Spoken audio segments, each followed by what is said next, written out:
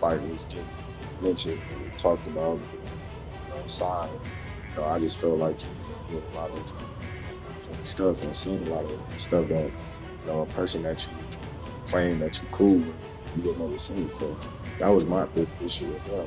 I just know, character. Floyd Mayweather's recent actions have sparked a response from Terence Crawford, who finally addressed the tension between them. In a new interview, Crawford revealed that Mayweather's strange behavior toward him actually started just before his iconic victory over Canelo Alvarez, setting the tone for repeated using what he got. He got a lot of security guards around him, he in the limelight, stuff like that. In certain situations, he wasn't.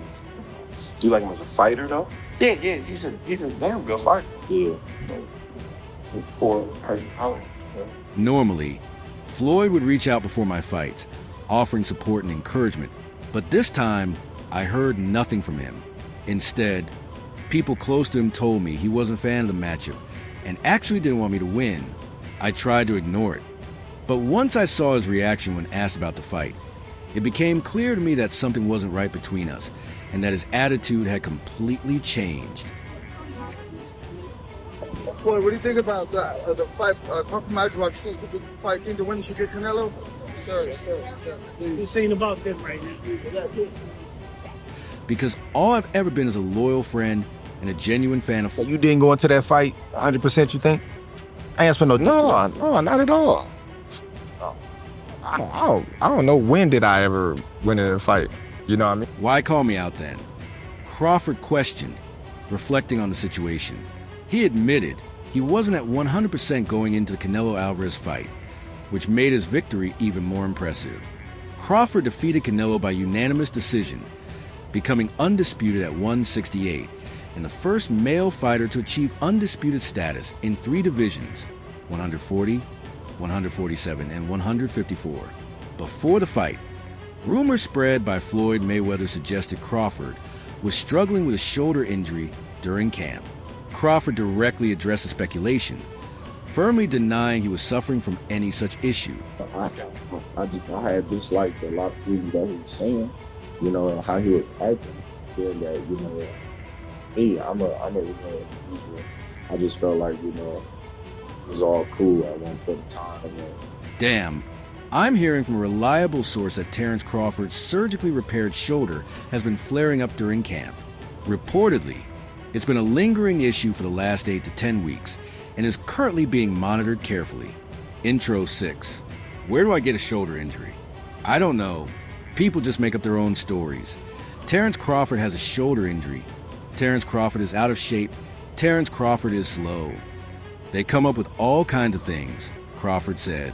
In hindsight, he admitted he was never going to reveal anything that might give Canelo's elbows is hurting, my hands, my wrists, my neck, things like that. You gotta listen to your body and just say, all right, decompress. I'm gonna just chill out and let my body just do what it do. I know you had a great camp, but brother, you finna be 38 soon, When asked about his condition before the fight, Bud admitted to Andre Ward that he wasn't at 100%. I had a lot going on in camp. I was dealing with injuries. 2, I definitely didn't go into that fight completely healthy. Not at all. Honestly, you're never going to go through a full camp and come out 100%, Crawford explained. I take Floyd Mayweather in his absolute prime, and I take Manny Pacquiao in his absolute prime. Floyd Mayweather. Floyd still beats him. Floyd beat everybody. You don't believe there's a guy at 140, 147 in the history of boxing that could have beat Floyd in his prime? Every tough Floyd, man, that boy, man, that's the GOAT, man, that boy bad. What makes it, because, and I told people, just say, look at Floyd. I said, Floyd, it's not that he trains, it's his life. And from the very beginning, he's like, I want to be the best. When I fought Canelo, I was 36. Canelo was 23. We're on the same age. Some of these guys won world title, undisputed champion. Tank age, the young world champions. Canelo was 23 with 43 fights and 30 knockouts. The revelation that Terence Crawford wasn't at 100% only magnifies how remarkable his victory truly was. First, he faced the enormous challenge of jumping 2 weight classes to battle the reigning undisputed champion. On top of that, a shoulder injury can severely hinder power generation. Stamina needed to maintain a high punch. There's rumors he's got a shoulder injury. Do you have a shoulder injury or is that the rubbish?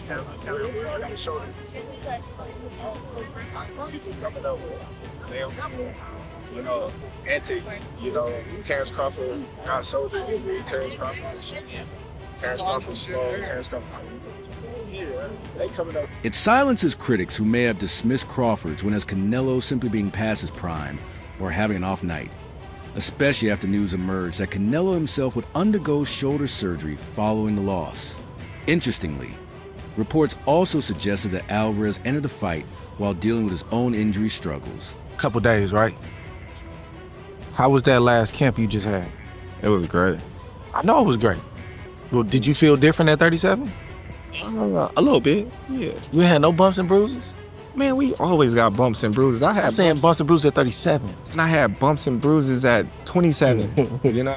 News of the Mexican star undergoing elbow surgery has reignited debate over whether the injury played a decisive role in the fight, or if it's merely an excuse to soften the blow of a legitimate defeat. For many, this loss is seen as the most painful of Canelo's career, both because of the stage he's in now and the immense stakes that surrounded the bout. Are you seeing a difference in power? How you moved up and you're at your natural weight? Of course. You know, power is definitely going to come with it. You know, so that's not any worries that I ever had. Terence, what excites you the most about this challenge on Saturday night? Shutting everybody up. And what does this feel like to you, Terence? We normally don't come in an arena and see you booed the way that you were today. How excited are you to shut everybody up? Hey, man, Recent reports confirm that Canelo Alvarez will undergo surgery to address an elbow injury expected to sideline him for 5 to 6 months. The recovery will disrupt his schedule, despite commitments under the Riyadh season contract, which includes at least 2 more fights. This isn't the first time the Mexican superstar has battled physical setbacks. After completing his trilogy with Gennady Golovkin, he required wrist surgery, eventually returning in 2023 to defend his status as one of boxing's most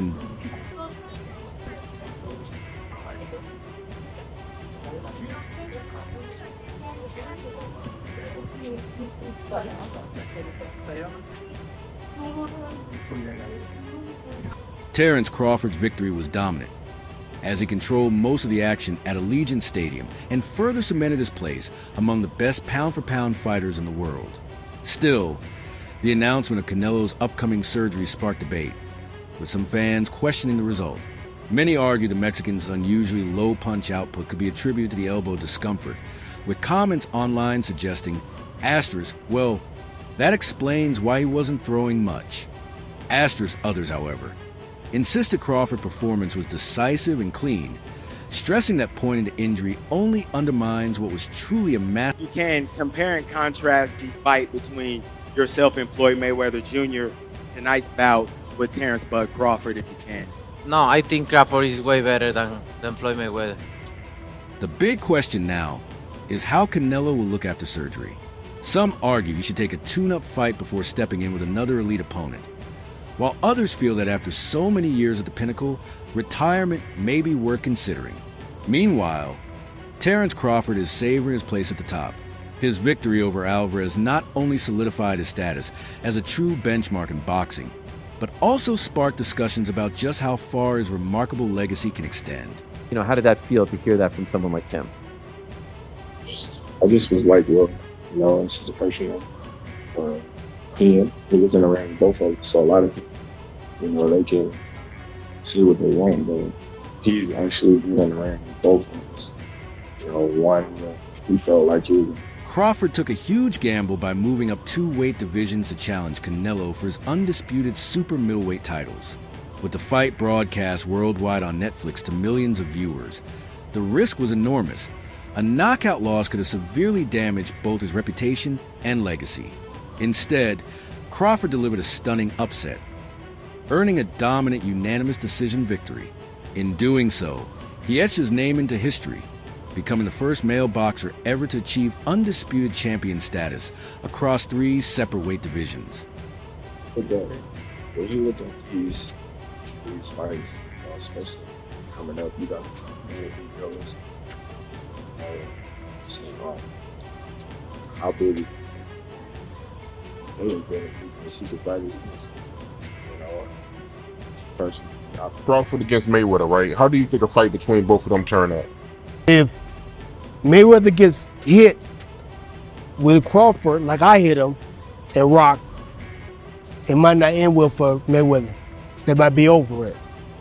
But Mayweather could outbox Crawford, I think, because Crawford has the mindset that I'm trying to knock you out, and Mayweather knows how to play to that I'm trying to knock you out type of thing, because he's used to people coming at him trying to hit him hard all the time. With this victory, Crawford has firmly established himself as one of the greatest fighters of his generation and arguably among the all-time greats.